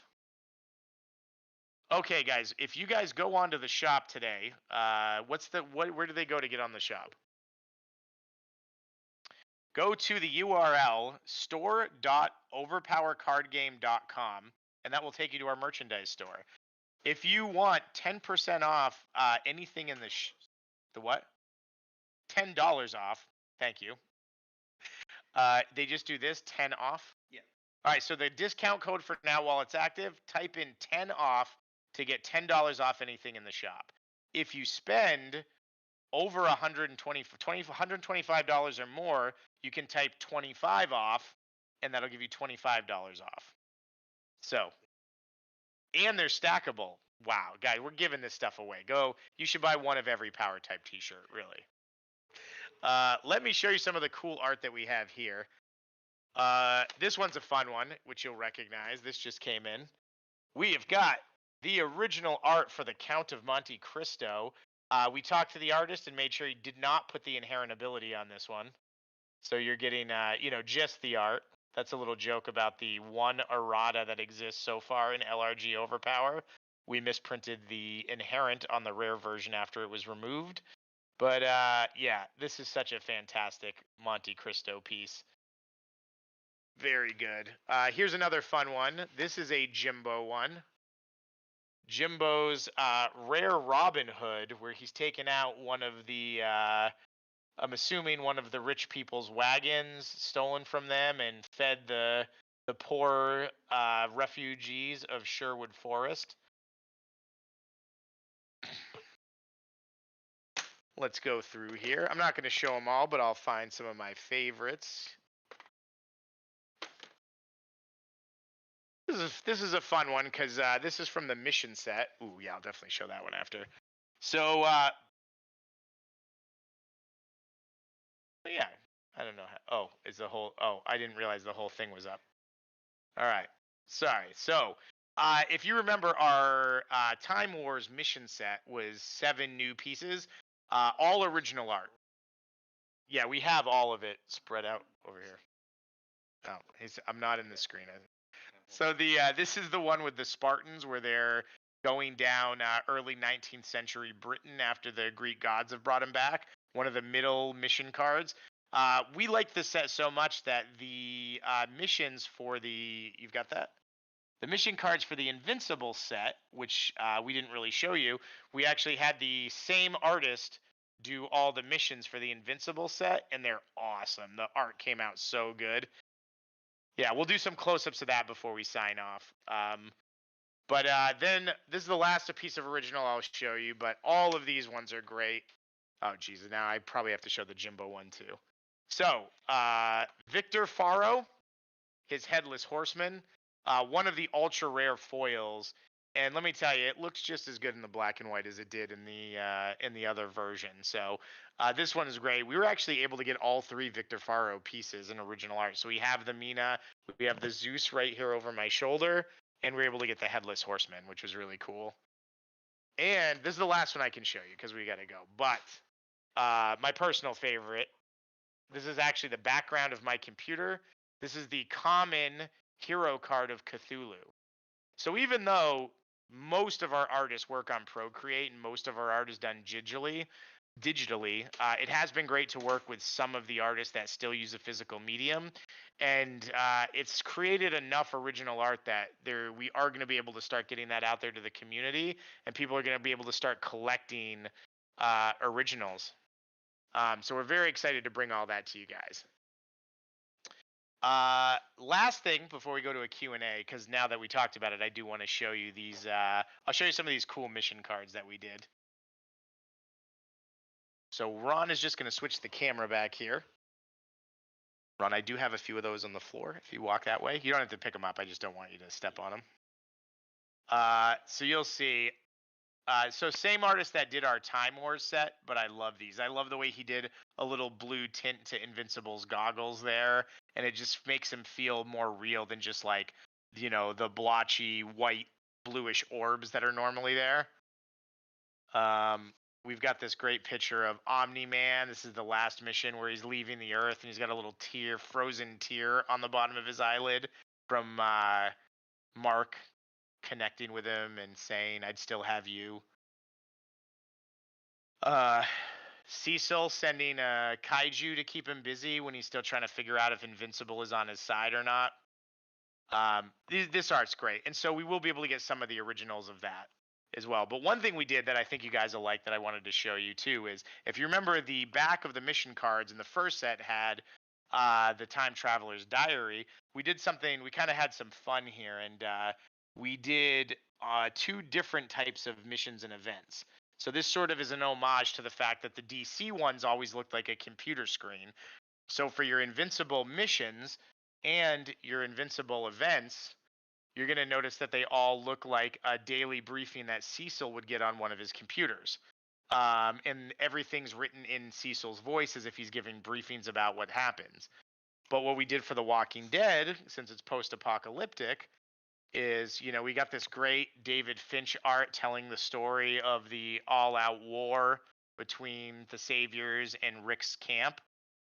But we did all of those backs to show kind of the original way that we did it in the first set. They're all done as journal entries that Rick's making about events that happened. So, your events will still have, like, that's a piece of that great Fincher art, but you're going to get it's going to look more like a diary entry. And we thought that was a cool way to sort of pay homage to both the original way the missions were written, our version that we did in World Legends, and what they did with the DC sets. And is the Spawn set? I think the Spawn set's a little bit more like the computer way at the end. So that's a little sneak peek. We are only doing 2 mission sets in this set. So just the Walking Dead set and the Invincible set. All right, so I have been talking nonstop. Oh, I bumped the picture. So let's hear from you. We're gonna jump into a live Q&A. So drop your questions in the chat. Our AI program Mystique is going to go through your questions, and she's gonna read them to me. How's it going today, Mystique? Good evening, everyone. I'm grabbing everyone's comments. It's in the database already. All right. So I think we have time for a couple of questions, right? Yeah, I mean, I'm sort of a sign all the autographs while I'm here type of guy. So anything you guys want to ask us, regional strategy, lore, anything about the new set, maybe you might be able to pressure me to give away secrets. I'm not very good at keeping them. Whatever you got, we're going to answer as many as we can. Let's try to set a 9 p.m. deadline. It is 8:42. We did start at 7, but ask away. What do we got, Letty? So the first one here is, will the Skybound decks be available at PAX Unplugged as well? Yes. They are going to be the decks that are used for the demos. I'm not sure how much of a quantity we'll be able to have to give away, but there will certainly be some. They just, we might run out because there's a finite amount for each show, and it's really going to matter. PAX Unplugged is all tabletop based, which means we expect it to be our busiest convention of the year. And even at New York Comic Con, people were coming out of the woodwork for promos and to see the decks. So it's while supplies last. If you want one, I would prioritize getting there early and trying to grab one from us. I see a lot of people here asking for OP socks. That would be very interesting in the merch store.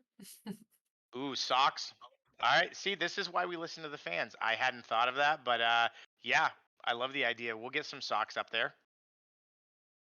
Nice. Next question is, are prize pack cards numbered as part of the set? I don't know off the top. Yes. They should be. Yes. My answer is I don't. They should. They're supposed to be. We'll leave it at that. You cannot get secrets out of Joe because he forgets them. So. That's true too. So you can get secrets sometimes, and then other times I forget how we did it. There's a lot going on. He's the best person to tell secrets to. When do we get Top Cow spoilers? Oh God, Top Cow spoilers. What can I spoil? Oh, I'll spoil something for Top Cow. So if you read Top Cow, you know that there's 13 artifacts that kind of control their universe. Not really like a parody of the Infinity Stones, but think like the power like of the Infinity Stones. They all have a different aspect of things they do. One is the Witchblade, one is the Essence of the Darkness, and one is the Angelus. Those are represented as characters. The other 10 artifacts, like the Blood Sword, the Coin of Solomon, that's going to be the set where we introduce artifacts. So artifacts are coming back to Overpower, and it's going to be represented through the 13 artifacts in the artifact universe of Top Cow. Boom. Nice. You heard it here first. Big Boom. spoiler. What's your favorite new mechanic or card type that you're introducing in the set?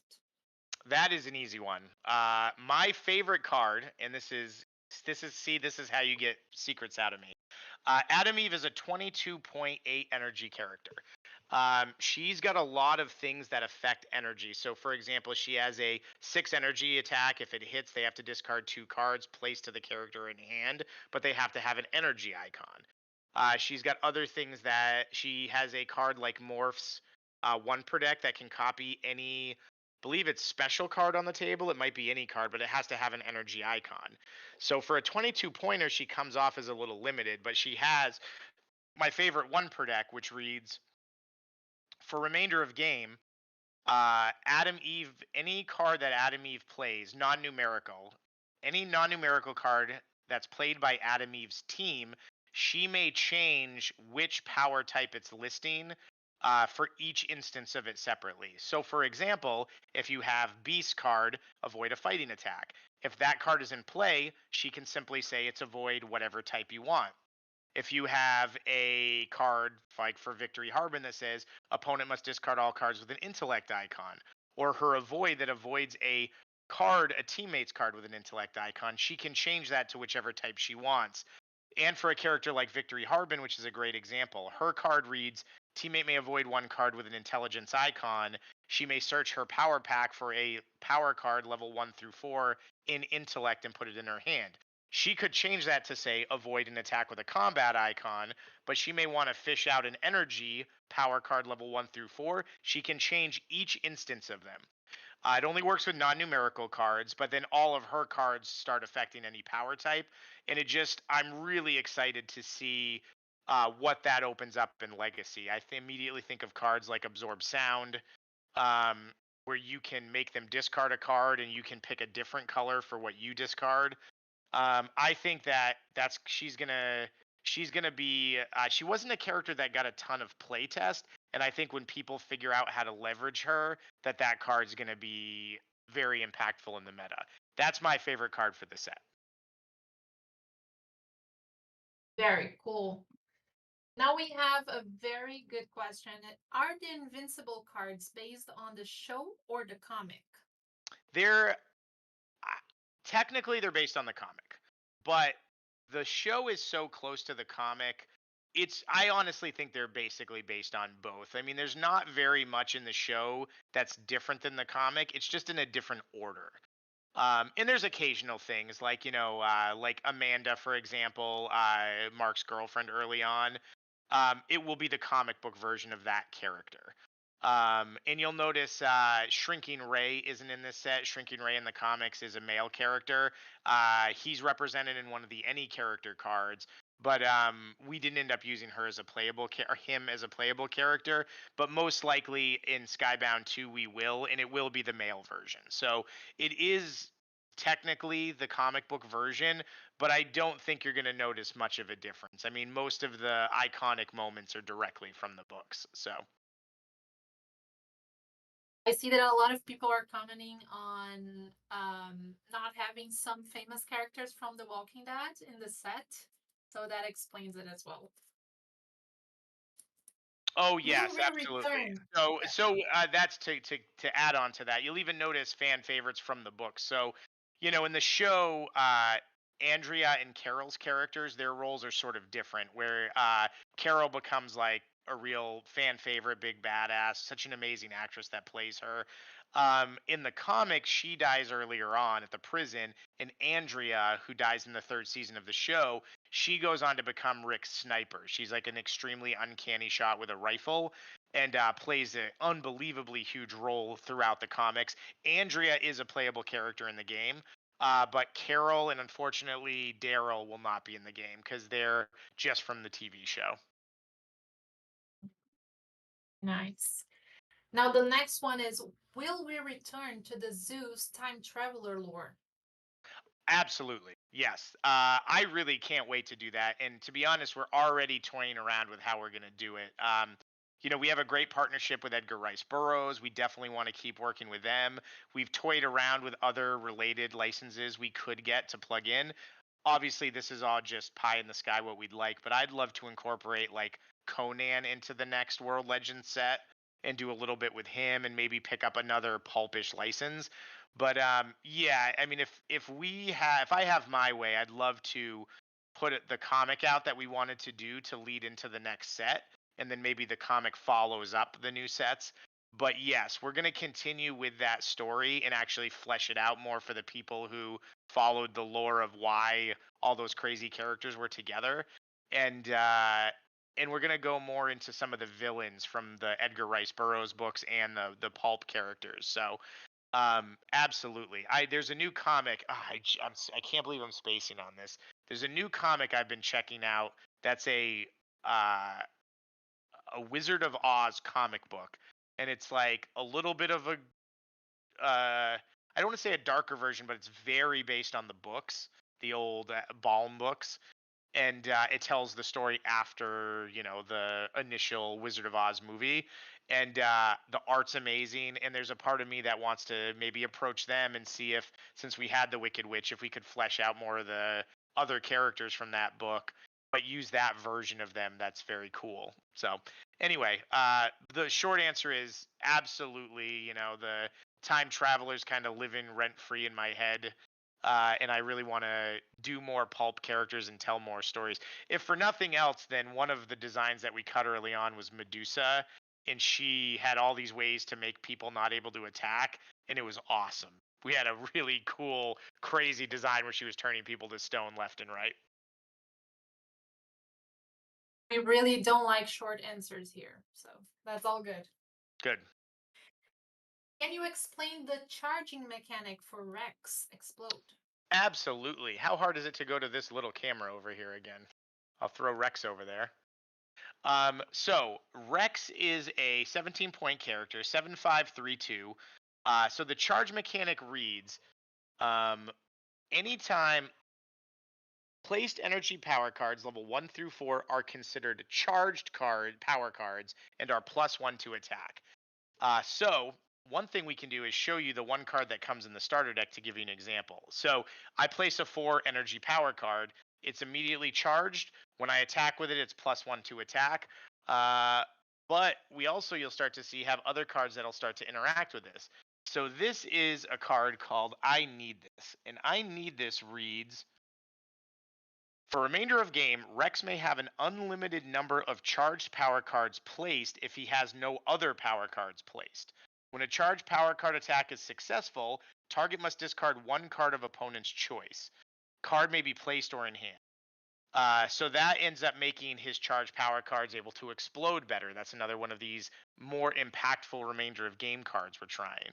And so that would allow him to have multiples, ones and twos and threes. In this, you'll notice with this design, it plays on what we tried to do with characters like Victory Harbin and Professor Moriarty, where we got rid of the multis. We made them true wild cards so they can be used as charged power cards. But in doing that, we really wanted to make the lower grids more interesting. Having a 2 is, if you've been building decks, a 1 and a 2 is really annoying when you're trying to build decks, especially characters that have a lot of really low stats. So with Rex and Professor Moriarty and Victory Harbin, we wanted to create powerful mechanics that incentivized you to play low power cards that were on suit for the character. Obviously, it's better to play intellect cards if you have no other intellect attacks, because offensively they spectrum. So we wanted to give you a strategic choice to say, well, I'm going to play ones, twos, threes, and fours in energy so I can utilize this charged mechanic for 17 points and combine it with his other specials, where I think 4 maybe of his specials do things with this charge mechanic. But your sacrifice is going to be he's a 7 only energy character. It's going to take away a little bit of your spectrum. And these are sort of the fun things that we want to create, where it's you're going to have to actually try to figure out your best way to leverage these different mechanics. I won't give too much away for his other cards, but I will tell you he does have a combined attack. He has a 4 combat attack that can be combined with a charged power card for a single attack. And then if you have this in place as well, that combined attack could get up to a level 9 and make you discard a card. So if you can get the pieces in place for Rex, he can be incredibly offensively good. But it requires some time to build him up and get him to that point. So he's going to be a little bit of a slower burn, but he's also a 17.7 energy character, which we don't have in the set yet. 17 pointers with a 7 grid were a little more scarce, and we wanted to keep it that way. So they're very particularly designed to do certain things. So that's the charge mechanic. I think we have time for one last question here, and that's a really good one. Mm. Did we correctly see the rarity symbol on some of the liquid cards? Oh, 100%. I mean, we should have done this originally. We took everybody's advice. If I can get it to focus here. Yeah, you'll notice it's small, but right next to the set symbol, which is Skybound, there's a little letter here. So it's either going to say C for common, U for uncommon, R for rare, or UR for ultra rare. And then it doesn't give a determination on the type for. It doesn't say anything special if it's a foil on the rarity symbol, but over here it will still, like we did in the first set, if it's card 472 for example, it will be 472 with an F on it. So it will still delineate the foil from the regular. But yes, all the cards are going to list the artist names, and it will have a rarity symbol on it now.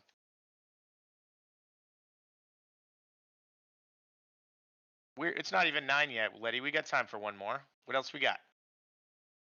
Let's go then. Who is your favorite low threat under 19 character in the new set? Oh, whew, man. I got to go through the list now. I mean, it's hard not to talk about Glenn, because Glenn's going to bring a lot to the set. Glenn clearly is one of the most beloved Walking Dead characters. We all know he doesn't make it out of issue 100, which there's a really interesting dichotomy where two of the most famous characters are Glenn and Negan, and they're only ever together in one issue because, spoiler alert, Negan kills him. I hope that being a 13-year-old spoiler isn't a big deal. But Glenn's really great in the game. We really wanted to represent him like he is. He's a little bit of a fighter with guns later on, but not really. I mean, he's the heart of the group. He's the consummate peacemaker. He's the one that helps Maggie find love in a post-apocalyptic world. He's the scavenger that's super talented at getting in and out of Atlanta whenever they need supplies, and later on when they're living in different places. He is the first 15-point character that we're introducing. He is 16 points if you put him in reserve, so don't think you're just going to throw Glenn in reserve and get your 15 points. But he is a great reserve character for 16. He's got a non-numerical defensive card for the team, so he can both, help with cards like Grim Reaper or other non-numerical attacks, which are something that we found in the first set were a lot more powerful than we realized, especially through playtesting.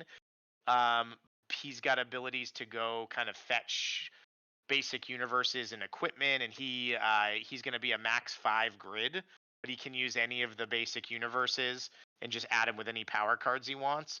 So he might be a good way if you want to offset the cost of Dracula's Armory, or what in this set will be the Commonwealth. He'll be able to do that. So he's definitely a full support character. And that's a term we're really starting to use for some of the characters that are designed to help other characters or bring kind of remainder of game, remainder of battle effects to the board that are going to boost your bigger powerhouses. But yeah, Glenn's hard to not talk about as a cheap character because he's fun. He's got some specific cards that are better if he's with Maggie. He is going to really allow us to explore more of these, like, I want to use a 23-point character with a 21-point character. but he's also going to be very hard to keep alive if you're not building around that. So I'm interested to see how he works out. That's probably one of the least expensive characters I'm the most excited about seeing what he does to the meta. Nice. We have one more here. Any advanced universe cards in the Skybound set? Oh well, now that you mention it, I believe we showed this, but where's the Rick one that we already showed? I got so many cards here. So this one we showed with the Adam Kubert art. Ron's going to switch back over to that close camera. If you didn't notice, Rick's Colt 45 is an advanced universe card. It's an attack and a defense, but that means it can't be negated. That's another thing that makes Rick really great is he can place one of his good mid-range specials and still have his Colt 45 placed. And I will tell you, I'm not going to spoil it, but one of his other two cards is a second advanced universe card.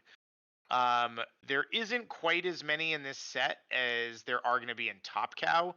There's a lot of Advanced Universe cards in Top Cow. Bloodbow's Bow, Samantha Argent from Hunter Killer has an Advanced Universe for her Electro Bio gun that's very much like Cyclops' visor. It keeps her from exploding.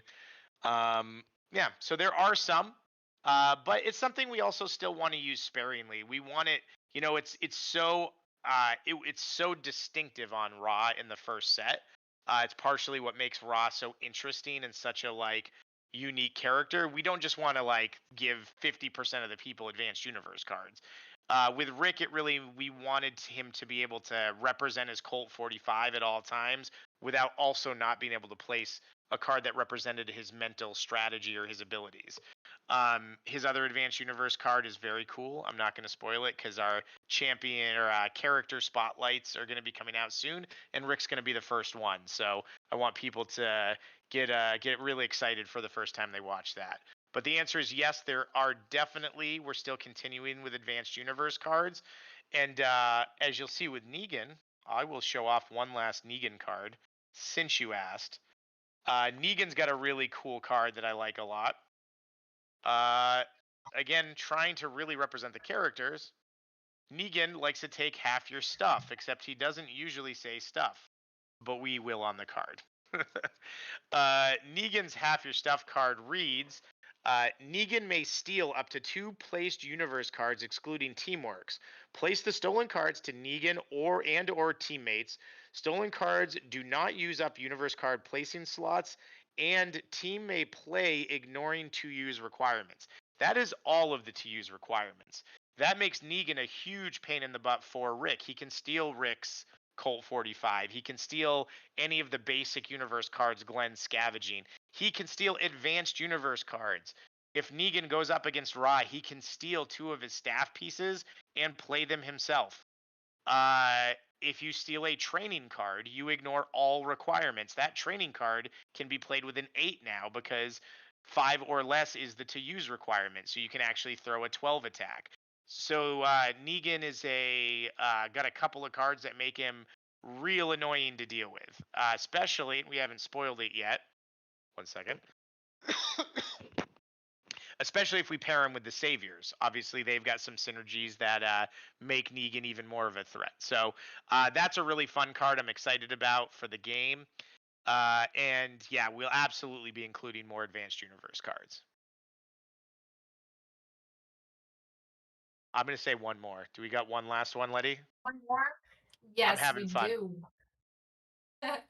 Any plans for signed limited prints of select original art? Well, that is a great question. I'm glad somebody asked that because I forgot to talk about it. I was actually supposed to bring a printout tonight that we just got in. We are going to be doing prints on our merchandise store of a good number of the cards. Feel free to email us if you've got suggestions of ones you really love and you want to see in a print. But we are doing both framed printings like the one I got and metal printings. Am I right about that? So we're going to be doing ones where you can get it in a frame, kind of printed on a. That's the one I had at my house. It looks just like when you see the cardstock, but it's a bigger frame. It looked awesome. I unfortunately forgot to grab it when I ran out the door. I thought I'd already put it in the car. And we're going to be doing metal prints as well that look awesome from all the promo stuff we've seen. So that's just some of the more cool stuff that's going to be available as we continue to flesh out this merchandise store. What else? Any other great ones, Letty, that we should answer before we go? I think we can touch base on this last one about what does the 2026 release schedule look like for the upcoming sets? Yeah, our plan is still nothing's changed.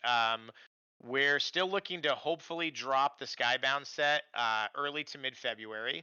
Now, the Invincible season 4 premiere has bumped out to March, but our idea is still to drop this set and have it drop before we hold the Nationals.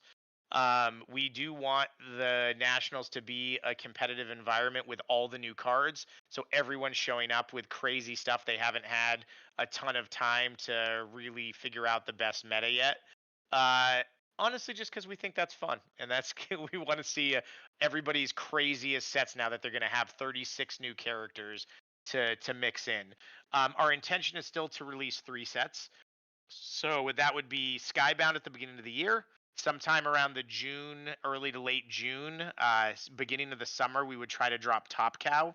And then we would finish off the year with whatever we haven't announced yet. But I can say that the big set we're about to announce, we've got 2 we're working on. One we're very close to announcing. About half of the paperwork has been signed. So that's a very good sign. Looks like it's going to all get signed, and we're going to hopefully be able to announce it pretty soon. Yeah, and that's the plan. I can tell you, because this is not secret. I did meet some great people at New York Comic Con. I did have the pleasure of going to the retailer event, and I hung out with and spoke to Rob Liefeld, and he's very on board with anything of his stuff in Overpower. I spoke to Jim at Image Proper, who's one of their guys who makes those decisions. They're interested in us. We're opening the lines of a communication on any of the books that are Image Proper. So one of my personal favorites I would love to bring into the game is Saga.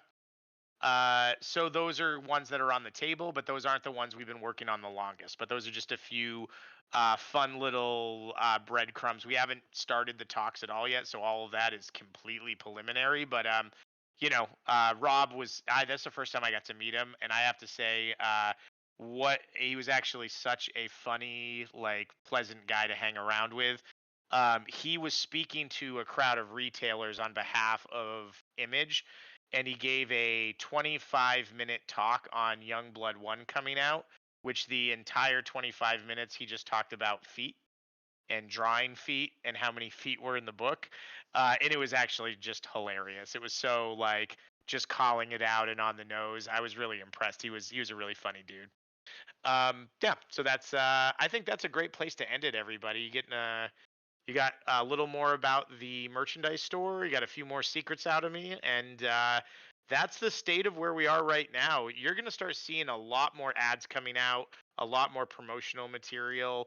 We're getting, now that we've got some actual cards, we're going to start providing a lot more podcasters with review copies.